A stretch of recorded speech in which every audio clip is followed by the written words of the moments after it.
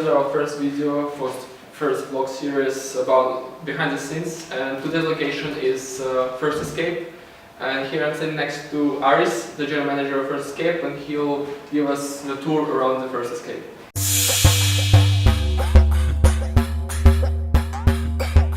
I guess for everybody who doesn't know what an escape room is, so an escape room is basically an interactive experience, an interactive adventure.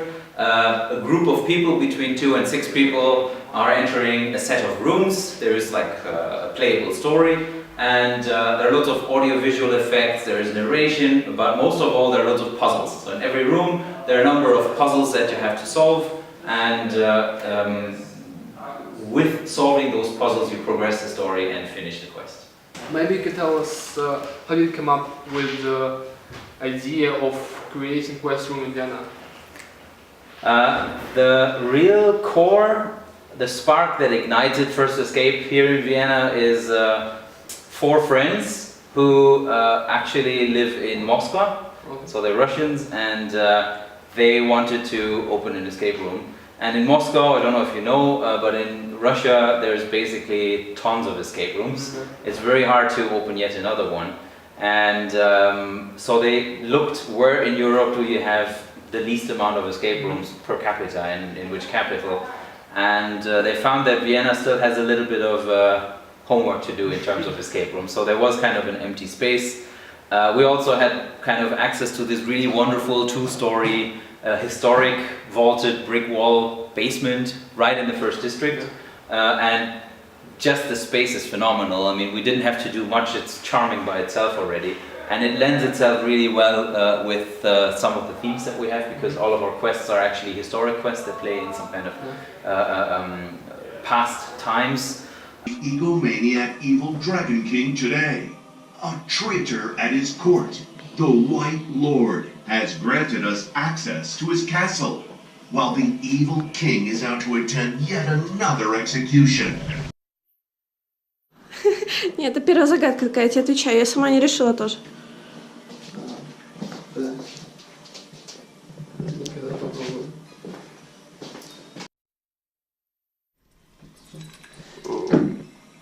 What makes First Escape stand out? What makes it different from other quest rooms in Vienna? Yeah, there are a couple of escape rooms in Vienna now. I think there are like 12 different companies who are running escape rooms, and there are actually some really good ones out there. We came to the market only quite recently, 6 months ago, and we tried to kind of reinvent the recipe a little bit. So our escape room is trying to be like the high-tech escape room, where a lot of things are kind of happening almost magically.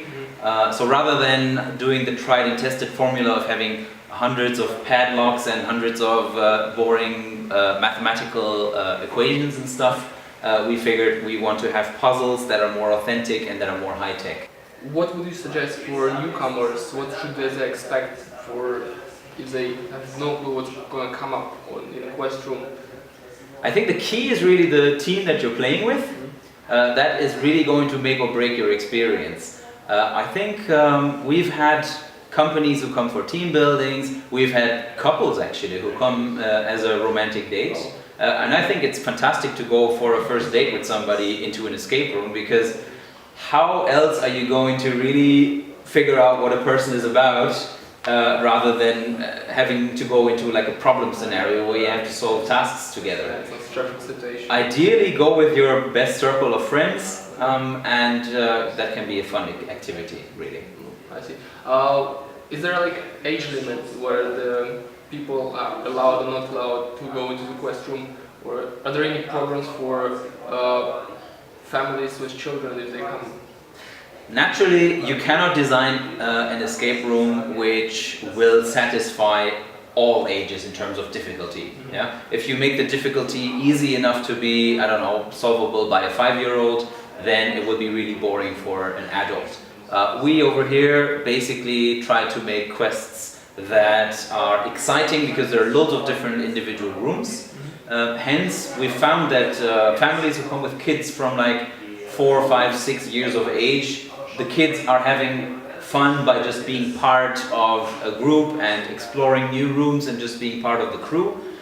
We found that children from the age of about 8 years or thereabouts, they actually start to have the kind of capacity to help with solving some of the puzzles. But we don't really have an age limit for most of our quests, so family with even young kids can come. Nonetheless, we do have one horror quest with a lot of scary effects. That is the one quest that we recommend only for 16 and over. Yeah, we're inside the hotel room 13. Actually, we're on the corridor. This is already part of the quest of our spooky hotel room. It's not quite spooky just yet, but trust me, once you're through this door, it gets really scary. This quest is already prepared for the next group, so we can't actually go in. This is all locked, and I would have to solve puzzles to actually get in there. Let's say a person is stuck at the problem and has no clue how to proceed to other room. What happened then? Part of the strategy to make the rooms really appeal to a number of people is to make them actually quite difficult. And that way you make sure that seasoned players who have played a lot of escape rooms and who have a lot of experience, that they don't get bored in the escape room.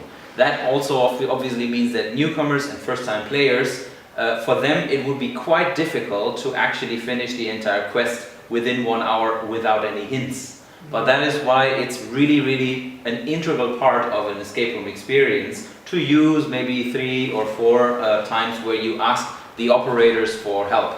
So you basically communicate to the operators, well, I'm stuck, yeah, and then you'll hear the voice of the operator who will put you back on your tracks and say, why don't you try in the corner over there? I have a feeling there is still something that you haven't quite explored. Yeah. Have you actually tried one of the questions on your own to solve?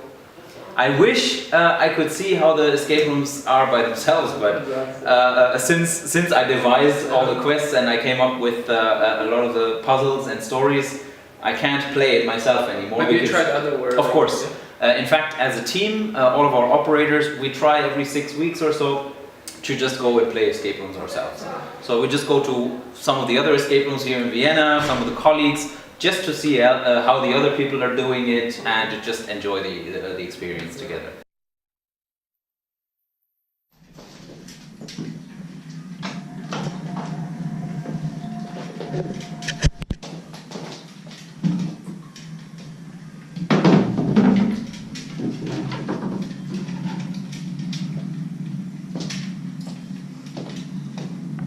Славка, у нас в таком дети походили 12-летние. Да.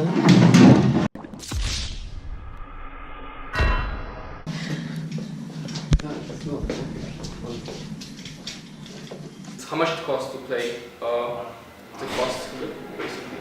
The cost depends on the number of people that are playing. If you're in a 6-people group, it starts from about 19 euros a head. And then if you are only 3 people or so, then you are in your I think 27 euros a person. Yeah. So you can go on the website to check the group prices exactly. They also will differ very soon whether you want to play on a weekend or during the week. Maybe you can give some insight about how the room is created, maybe some plot, how it's developed, basically what's the criteria behind it. There's actually a little army of people involved with making those rooms. You have played a room now, and this really is kind of the result of lots of people who were involved in the process. Of course, initially the investors behind this project and the people who are basically running First Escape have to have the idea of what theme do we want, but then you typically will need script writers who write a puzzle script. You will need carpenters and quest designers. There are actually people who specifically design quests and design the furniture around quests. You need programmers, you need people who write the actual text for the narration. You will need actors who record those things. You need graphic artists who create all the graphics and interior designers who create all the interiors. And then of course there's a whole stage of testing the quests. And usually after testing there's still lots of things that will be changed and adapted until you get the perfect experience. So here's the reception where all the stuff behind the First Escape happens. This is where the magic really happens. So without our operators we wouldn't really manage to make the quest run. This is both the reception and unlike other escape rooms, our operators are sitting right here as well. So they are seeing what's going on inside the Quest through cameras, and they're capable to take charge and help out. If I may ask, how much it costs then to complete the room and make it a quest? Approximately. There are lots of factors that come into play, obviously. I would say, disregarding any cost for rent or upkeep or something, if you had a space and you wanted to build an escape room, there are out-of-the-box solutions out there. Yeah, there are companies who already offer so-called turnkey solutions for escape rooms that start from, I think, $15,000, and obviously the sky is the limit. Yeah, so if you want to kind of make it as high-tech. So yeah, we're still developing our virtual reality experience. Our suits are already here. Unlike other virtual reality rooms, we actually have a complete free roaming system. So you have your virtual reality glasses and you're actually wearing your backpack. You have your sound, but on top of that we have these sensors that track your motion. So you actually are really operating and steering your own virtual avatar through the entire quest. And what's special is that we can play up to 5 people. And these 5 people can really interact in a virtual space. They can talk to each other, touch each other, and play together, free roaming in our virtual reality room. You can have a sneak peek in the actual empty virtual reality room. It doesn't look like much, obviously, because it's basically just an empty room. But once this is filled with digital experiences, then this will be really exciting.